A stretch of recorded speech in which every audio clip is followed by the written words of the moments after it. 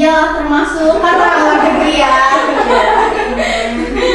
Ya orang Arab, orang Malaysia juga Iya, termasuk. Gitu. termasuk kan di luar negeri, bukan luar kota.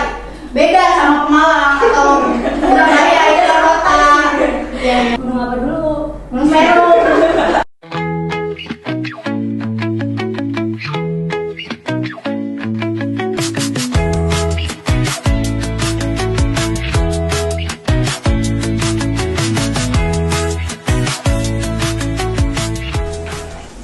Assalamualaikum warahmatullahi wabarakatuh. Halo semuanya, selamat datang di podcast saya, Andriana. Hari ini kita bakal bahas sesuatu yang kedengarannya tuh berat banget, tapi sebenarnya dekat banget loh sama kehidupan kita. Apalagi buat teman-teman yang hobinya tuh jajan di luar negeri atau malah punya bisnis di luar negeri. Karena kita bakal bahas atau bedah tuntas soal PPh pasal 26. Nah, tapi tenang aja, pembahasannya tuh nggak bakal bikin pusing karena udah ada banyak narasumber di sini. Langsung saja yang pertama. Halo semuanya, perkenalkan nama saya Hazatira Muhammadi. Saya dari kelas AK24A dari Universitas Muhammadiyah Cirebon. Hai semuanya, nama aku Sri Rahayu. Aku juga dari kelas AK24A di Universitas Muhammadiyah Cirebon.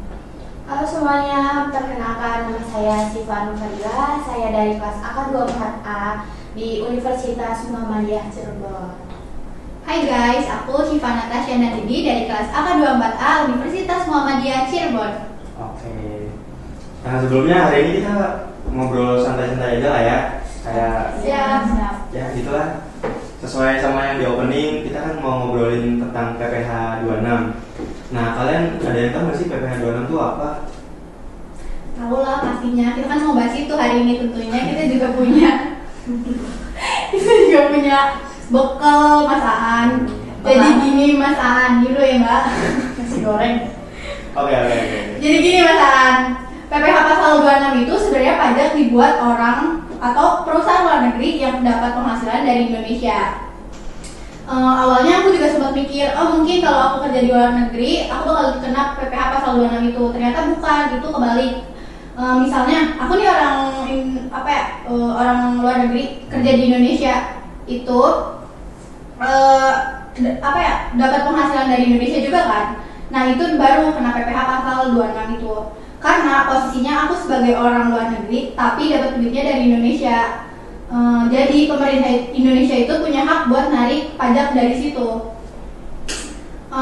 Cuma bedanya kalau aku kerja di Indonesia kan jelas ya ada yang bayar dan bisa potong pajak. Nah kalau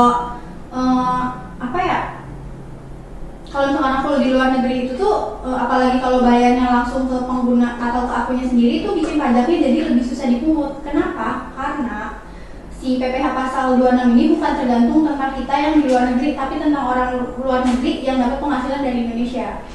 Oh, jadi intinya tuh kayak misalnya ada orang luar negeri kerja ke sini. Ya. Nah, nanti si orang luar negerinya itu bakal bayar pajak ke pemerintah. Iya, PPh gitu. pasal 26. Oke.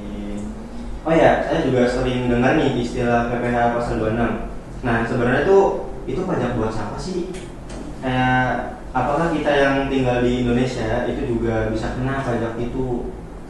Sebenarnya cara paling gampang buat memahami PPh pasal 26 itu adalah dengan membayangkan ini sebagai pajaknya orang luar yang dapat duit dari Indonesia. Jadi kalau ada orang pribadi atau perusahaan asing yang nggak tinggal di sini, tapi mereka menerima penghasilan dari sumber di Indonesia, entah itu dari dividen, royalti, bunga pinjaman atau jasa yang mereka kerjain. Nah, disitulah PPh 26 bermain. Secara aturan, pemerintah kita lewat pemotongan pajak di sini bakal langsung ambil bagian 20% dari total bruto penghasilan mereka itu. Terus kalau ditanya, kita yang tinggal di Indonesia bisa kena atau enggak? Jawabannya, secara posisi sebagai pembayar pajak sih biasanya enggak. Karena kita statusnya wajib pajak dalam negeri yang urusannya sama PPh 21 atau PPh 23. Tapi kita bisa banget kena dalam artian kita yang harus tanggung jawab penuh sebagai pemotong pajak. Ini yang sering jadi jebakan buat bisnis atau perusahaan lokal. Misalnya nih, Mas Aan punya bisnis, terus Mas Aan bayar jasa freelancer dari luar negeri atau pakai konsultan asing. Jadi Mas Aan wajib potong pembayaran mereka buat disetor ke negara.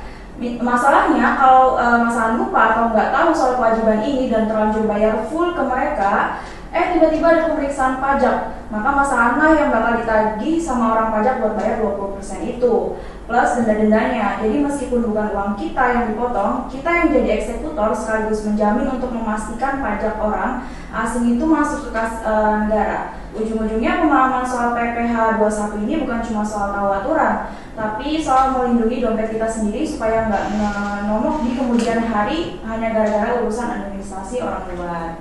Oke, jadi intinya saya sendiri nih, kita yang warga Indonesia itu juga bisa saja karena PPh 26 Ya. dengan ya kasus-kasus seperti itu ya, kayak ngedatangin orang dari luar negeri atau mempekerjakan. betul.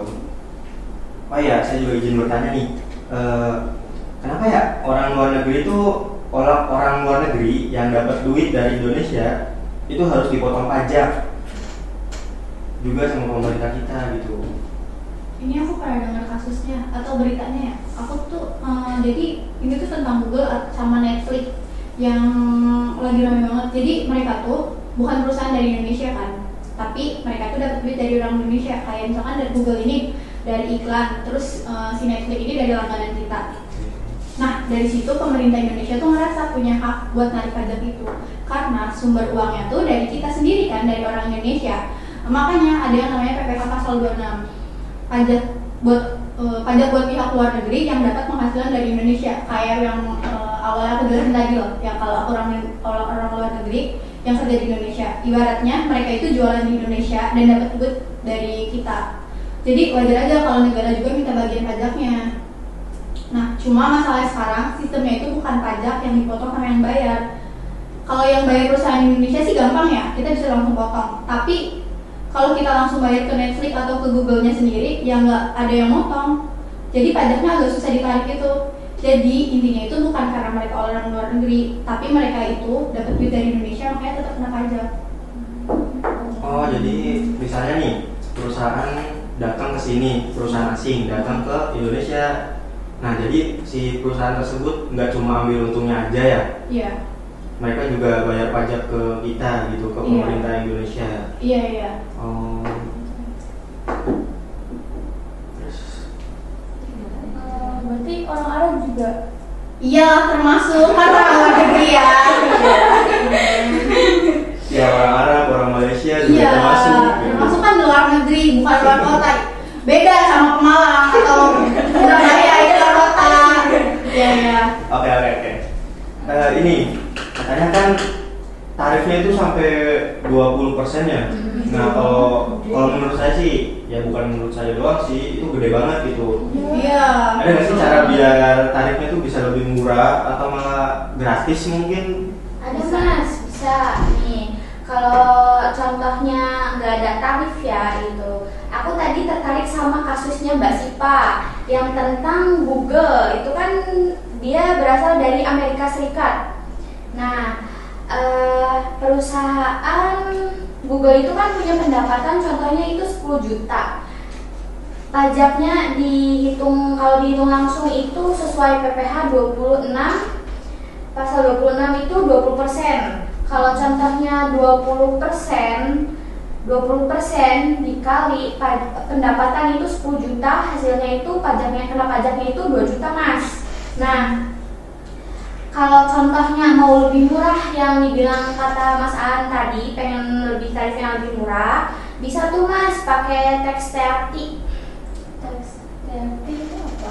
Kalau tax TRT itu perjanjian antara negara supaya pajak itu lebih murah dan gak terlalu besar biar bisa lebih murah dari PPh.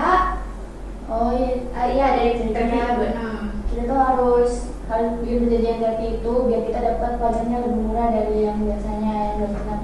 Ya, 20% itu. nah betul. Kalau contohnya kan di sini Indonesia itu punya yang namanya tax TRT, perjanjian pajak, sama banyak negara termasuk Google tadi yang berasal dari Amerika Serikat. Perjanjian itu bukan pajak yang hilang, tapi biasanya cuma nurunin tarif atau ngatur siapa yang berhak menerima pajaknya. Nah, contohnya itu bisa sampai turun ke 10% Mas. 10% dikali pendapatan tadi Google itu 10 juta, jadi 10 dikali 10% dikali 10 juta. Nah, kena pajaknya itu cuma 1 juta, jadi lumayan Mas.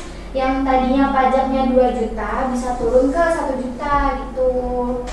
Tapi kamu pilih mana sih? Bayar tarif 20% flat, nggak ribet, atau kejar tarif murah yang pakai tax realty itu tapi harus ngurus dokumen yang tumpukannya setinggi gunung gitu? Aduh, gak segede gunung juga kali ya. Enggak, misalkan ibaratkan ya. Gunung apa dulu? Gunung Semeru. Nah, bisa ibarat. Ya, di sini saya langsung jelasin aja ya Mbak. Tadi lebih baik, menurut saya lebih baik ngejar tarif murah dengan tax itu apa, tax realty ya. Nah, ngurus dokumennya itu cuman 4. Oh iya, 4. Berarti nggak setinggi gunung ya? Enggak dong, cuma Gunung apa berarti yang kecil? Gunung apa nggak ada? Nah, 4 dokumen itu cuman yang pertama itu surat keterangan domisili atau bisa disebut SKD. Yang kedua from DGP atau dilengkapi data perusahaan, negara domisili, jenis penghasilannya. Nah, yang ketiga itu bukti sebagai beneficial owner atau status penerima. Yang keempat itu dokumen transaksi. Itu Mbak. Oke. Paham. Berarti sebentar ya, namanya berarti Nggak apa-apa. berarti nggak bisa gratis ya? Nggak bisa dong. Sumpah, kenapa sih dari tadi tuh? Ya udah, Pertanyaannya kayak ya kan barangkali kan ada netizen yang bingung kayak aku gitu. itu bukan netizen yang bingung, netizen juga bingung dengan pertanyaannya. Lah, kamu kan Mbak, Mas. Oke. Jadi intinya kayak perusahaan luar negeri tuh bisa-bisa aja melakukan suatu perjanjian apa tadi? Tax realty Mas. Oke, tax realty yang tadinya 20% jadi 10% gitu. Ya, lumayan banget kan 10%. Ya kalau pajaknya 100 juta kan bisa jadi 50 juta gitu. Iya sih, tapi juga ada perhitungannya juga ya. Iya. Oke. Tapi kalau ada artis luar negeri, contoh kayak Kortis yang mau konser di Indonesia, itu kan masuk ke PH 26 juga ya. Berarti tiket yang kita beli itu udah termasuk kontribusi kita buat pajak mereka dong. Iya, itu secara langsung bisa karena itu kan kita bayar tiket buat mereka kan itu termasuk penghasilan dari mereka kan. Iya. Ya gitu. Apa namanya? Iya, kita tuh bisa bantu mereka buat bayar pajak. Iya, jadi berkontribusi juga gitu. Iya, berkontribusi. Oke. Nah terus apa sih yang bakal terjadi kalau kita tuh lupa potong pajak pas bayar ke mereka gitu? Ribet gak sih urusannya sama kantor pajak? Ribet itu tuh nanti misalkan nih ya, kalau gimana misal kita kan lupa motong pajak mereka yang 20%. Itu kan luar negeri kan itu ikan ini, Kortis ada di sini apa konser Oke. itu kerja sama pihak Indonesia-nya tuh bang apa sih Alobank. Aduh, aku yang fans Kortis yang bener ini kayak Maaf aku nggak tahu. ya, Nah, lanjut. jadi intinya tuh yang menerima pendapatannya pertama itu dari Alobank dulu. Kita misalkan ini kamu ikut, nah itu bayarnya tuh ke Alobank, bayar tiketnya, dikumpulin ke Alobank dulu. Nanti kalau misalkan itu konsernya udah selesai nih, nanti uangnya kan udah kumpul. Nah itu tuh kalau misalkan lupa, misal pendapatannya tuh 100 juta ya, harusnya kan dipotong 20% dulu kan. Nanti kalau lupa, yang salah, yang kalau lupa dipotong itu nanti yang salah tuh yang ininya pihak Alobanknya. Nanti yang kena sanksi itu dia si Alobanknya. Kalau misalkan itu tuh, aduh maaf, mulai gitu. Gak apa-apa. Tetap misalkan lupa, tapi itu tuh si Kortisnya itu tetap punya kewajiban buat bayar pajak. Jadi itu bisa per tahun 20%. Nah itu mungkin si Kortisnya bayar apa namanya bisa bayar laginya tuh pas dia konser kesini lagi. Tapi kapan? Kalau ingat. Jadi misalnya kita tuh boleh lupa-lupa aja gitu, tapi kedepannya bakal kena Iya nanti denda. itu dilihat sama si pajaknya tuh nanti, wah ini si Alobeng itu bermasalah misal. Oh. Kalau nggak dia lupa motong. Viral nantinya. Kayak dicapnya tuh buruk Nah, itu gitu. dia nggak berintegritas gitu. Kan Oh. harusnya kan dipotong dulu. Nanti misalkan kalau kita lupa motong, nanti yang kena bebannya tuh si Alobengnya, nanti bisa dari pendapatan si Alobengnya sendiri yang dipotong, ngerti nggak sih? Ngerti. Jadi kayak di luar dari pendapatan korpis gitu loh. Ngerti loh, tapi Jadi yang nanti Alobengnya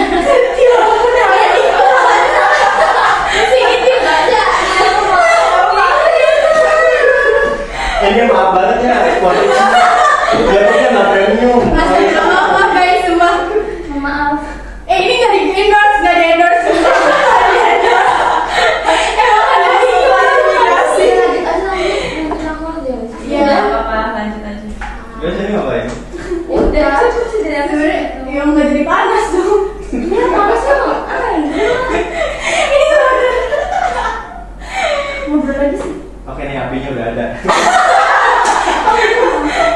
Panas banget ya. Enggak. Panas. Panas kebakar, Mbak. Gimana? Ada apa nih? Udah mulai panasan lagi. Oh nih, tadi dia asbun gara-gara kepanasan. Makanya itu udah dia. Ada kipas kok mbak, kipas jalan AC. Kipas. Udah. Paling udah ya segitu dulu obrolan santai dari kami. Ya kurang lebihnya kayak gitulah tentang PPH pasal 26. Mungkin teman-teman ada yang mau ucapin sesuatu mungkin. Selamat sukses. Kalau tadi ada yang bisa berdasarkan aku bisa tanya ke ChatGPT. Paling